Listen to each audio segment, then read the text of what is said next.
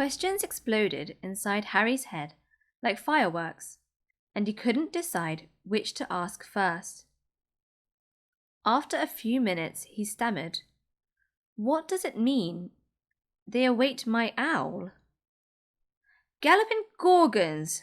That reminds me," said Hagrid, clapping a hand to his forehead with enough force to knock over a cart horse, and from yet another pocket inside his overcoat he pulled an owl. A real, live, rather ruffled-looking owl, a long quill, and a roll of parchment. With his tongue between his teeth, he scribbled a note which Harry could read upside down. "Dear Mr. Dumbledore, given Harry his letter, taking him to buy his things tomorrow. Weather's horrible. Hope you're well. Hagrid." Hagrid rolled up the note, gave it to the owl, which clamped it in its beak, went to the door, and threw the owl out into the storm. Then he came back and sat down, as though this was as normal as talking on the telephone. Harry realized his mouth was open and closed it quickly. "Where was I?" said Hagrid. But at that moment, Uncle Vernon, still ashen-faced, but looking very angry, moved into the firelight. "He's not going," he said.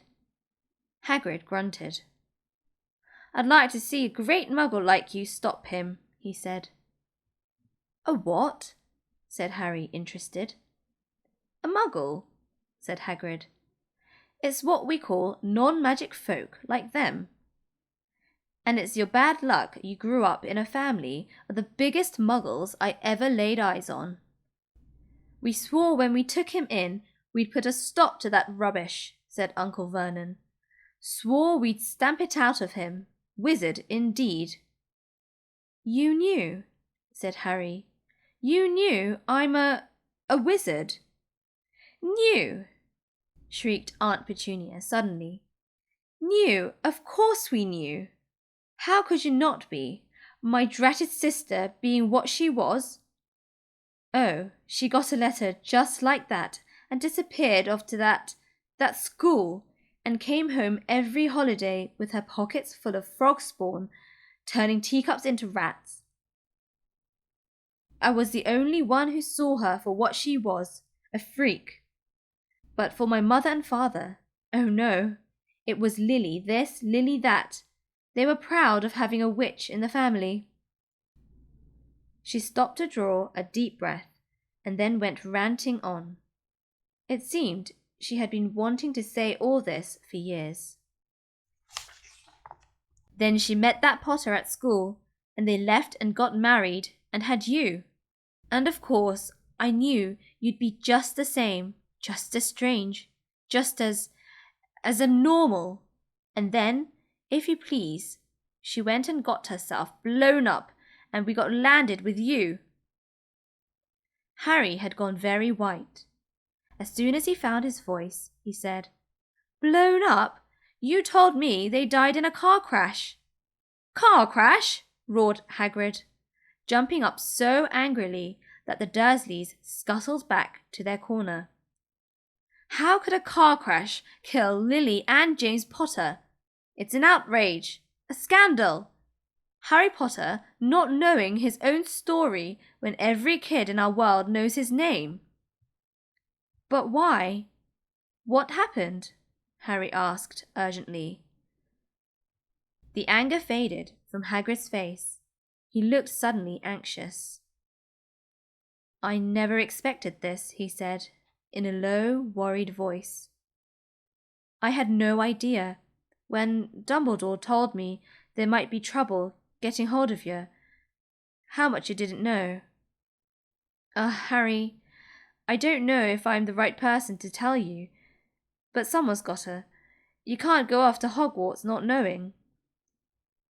He threw a dirty look at the Dursleys. "Well, it's best to know as much as I can tell you. Mind, I can't tell you everything. It's a great mystery, parts of it." He sat down, stared into the fire for a few seconds, and then said, "It begins, I suppose, with with a person called. But it's incredible you don't know his name. Everyone in our world knows. Who? Well, I don't like saying the name if I can help it. No one does. Why not? Gulpin' gargoyles, Harry. People are still scared. Blimey, this is difficult. See, there was this wizard who went bad. As bad as you could go. Worse than worse. His name was... Hagrid gulped, but no words came out. Could you write it down? Harry suggested. Nah, can't spell it. All right. Voldemort. Hagrid shuddered. Don't make me say it again. Anyway, this wizard, about 20 years ago now, started looking for followers. Got 'em too. Some were afraid. Some just wanted a bit of his power. 'Cause he was getting himself power, all right. Dark days, Harry. Didn't know who to trust. Didn't dare get friendly with strange wizards or witches. Terrible things happened. He was taking over. Course, some stood up to him, and he killed 'em, horribly. And the only safe places left was Hogwarts. Reckon Dumbledore's the only one you-know-who was afraid of. Didn't dare try taking the school, not just then anyway. Now, your mum and dad were as good a witch and wizard as I ever knew. Head boy and girl at Hogwarts in their day. Suppose the mystery is why you-know-who never tried to get him on his side before. Probably knew they were too close to Dumbledore to want anything to do with the dark side. Maybe he thought he could persuade him. Maybe he just wanted him out of the way. All anyone knows is he turned up in the village where you was all living on Halloween 10 years ago. You were just a year old. He came to your house and Hagrid suddenly pulled out a very dirty, spotted handkerchief and blew his nose with a sound like a foghorn. Sorry, he said, but it's that sad. Knew your mum and dad, and nicer people you couldn't find. Anyway, you-know-who killed him. And this is the real mystery of the thing, he tried to kill you, too. Wanted to make a clean job of it, I suppose. Or maybe he just liked killing by then. But he couldn't do it. Never wondered how you got that mark on your forehead?